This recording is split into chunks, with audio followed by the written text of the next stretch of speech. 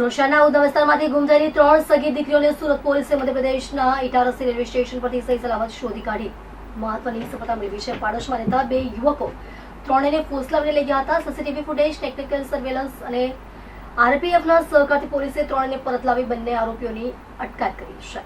DCP Kanan દેસાઈએ સમગ્ર ઓપરેશનની વિગતો આપી હતી.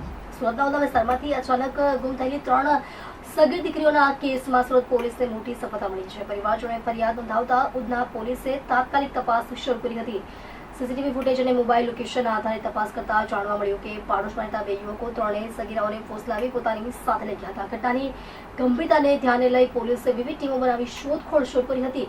રેલવે પોલીસ ફોર્સે આરપીએફ સાથે સંકલન સાધી વિવિધ રેલવે સ્ટેશનો પર નજર રાખી ટેકનિકલ માહિતીના આધારે ત્રણેય સગીરાઓ મધ્યપ્રદેશના ઇટારસી રેલવે સ્ટેશન ખાતે હોવાનું માલુમ પડતા પોલીસની ટીમ તાત્કાલિક ત્યાં પહોંચી અને ત્રણેયને સહી સલામત કબજામાં લઈ સુરત પરત લઈ આવી હતી. ઉધના પોલીસે બંને આરોપી યુવકોની અટકાયત કરી કાયદેસરની કાર્યવાહી શરૂ કરી છે. ડીસીપી કાનન દેસાઈએ જણાવ્યું કે સીસીટીવી ફૂટેજ, ટેકનિકલ સર્વેલન્સ અને આરપીએફના સહકારથી કેસનો ઝડપી ભેદ ઉકેલાયો છે. સમયસર કાર્યવાહીથી ત્રણેય દીકરીઓ સુરક્ષિત પરત મળતા પરિવારજનોએ પોલીસનો આભાર માન્યો હતો. ઉધના વિસ્તારમાંથી 3 સગીર બાળકીઓ ગુમ થયાની ફરિયાદ મળતા જ અમે તાત્કાલિક ટીમો બનાવી તપાસ શરૂ કરી હતી. સીસીટીવી ફૂટેજ અને ટેકનિકલ એનાલિસિસથી જાણવા મળ્યું કે 2 યુવકો તેમને લઈ ગયા છે.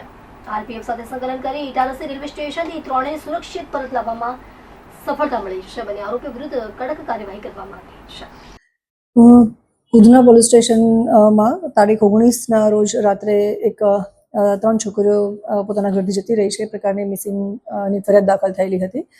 આ છોકરીઓના ફેમિલી મેમ્બર્સ સાથે ઇન્ટ્રોગેશન કર્યું ત્યારે ખબર પડી કે એમની બાજુમાં જ રહેતા બીજા 2 ઇસમ છે. એનું નામ છે મોહમ્મદ કલીમ અબ્દુલ લકલામ શેખ, ઉંમર વર્ષ 22, જેઓ અત્યારે મજૂરી કામ કરે છે પટેલનગર ઉધનામાં.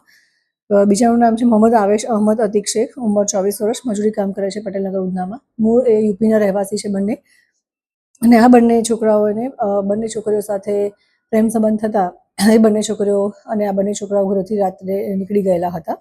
એની સાથે બીજી એક 13 વર્ષની જે બાળકી છે એ પોતાના ઘરમાં એને એવું લાગી આવ્યું હતું કે એના માતા પિતા એને બોલે છે અને ભણવા માટે અથવા તો એને જે બિહેવિયર છે એના માટે થઈને ઘરમાં જે માતા પિતા ટોકતા હોય છે એ લાગી આવતા આ બંને છોકરાઓ જે 2 છોકરીઓને લઈને જતા રહ્યા હતા એની સાથે આ 13 વર્ષની છોકરી પણ જતી રહી હતી. અમારા ટેકનિકલ સર્વેલન્સ રાત્રે જ અમે લોકોએ ફરિયાદ દાખલ કરી અને તપાસ ચાલુ કરી હતી. ડી સ્ટાફ અને ઝોન 2ની એલસીબી કામે લાગી ગયા હતા અને વિધિન અ શોર્ટ ટાઈમ અમને હ્યુમન ઇન્ટેલિજન્સ અને ટેકનિકલ સર્વેલન્સના આધારે ખબર પડી કે આ લોકો ઉધના રેલવે સ્ટેશનથી બેસી અને નાગપુર બાજુ ગયા છે અને નાગપુર ટ્રેનમાં બેસીને રવાના થયા છે. જે રેલવેની ટીમ છે એને અમે કોન્ટેક્ટ કર્યો હતો અને રેલવે પોલીસે પણ લોકલ પોલીસને સપોર્ટ કરી અને જે નાગપુરમાં એ લોકો ત્યાં રેલવે સ્ટેશન પર ઉતર્યા હતા તેના સીસીટીવી ચેક કરતાં ખબર પડી કે જે 2 છોકરા અને 3 છોકરીઓ છે એ બરોની રાજપતિ સાગર એક્સપ્રેસમાં બેસી અને ત્યાંથી રવાના થયા છે. તો જે રેલવેનું પ્રોટેક્શન ફોર્સ છે એમની સાથે કોન્ટેક્ટમાં હતા લોકલ પોલીસ અને રેલવે પ્રોટેક્શન ફોર્સે જે ઇટારસી રેલવે સ્ટેશન છે એની રેલવે પ્રોટેક્શન ફોર્સને કોન્ટેક્ટ કરતા અને ફોટોગ્રાફ્સ શેર કર્યા હતા. તો એ 4 જણને 2 છોકરા અને 3 છોકરીઓને ઇટારસી ખાતેથી ત્યાં ટ્રેનમાંથી ઉતારી દીધા હતા અને લોકલ પોલીસની અમારી ટીમ પણ ત્યાં સુધીમાં ત્યાં પહોંચી ગઈ હતી અને 3 દીકરીઓ અને જે 2 આરોપી છે એને લઈ અને પોલીસ સ્ટેશન આજરોજ પરત થયા છે અને દીકરીઓને પણ એમની માતાને હેન્ડઓવર કરી છે અને આગળની અમારી ઇન્વેસ્ટિગેશન્સ પણ ચાલુ છે. અને જે 2 આરોપી છે જેમની નાની છોકરીઓને જે લઈને જતા રહ્યા હતા એ બંને આરોપીને પણ અમે અટક કર્યા છે.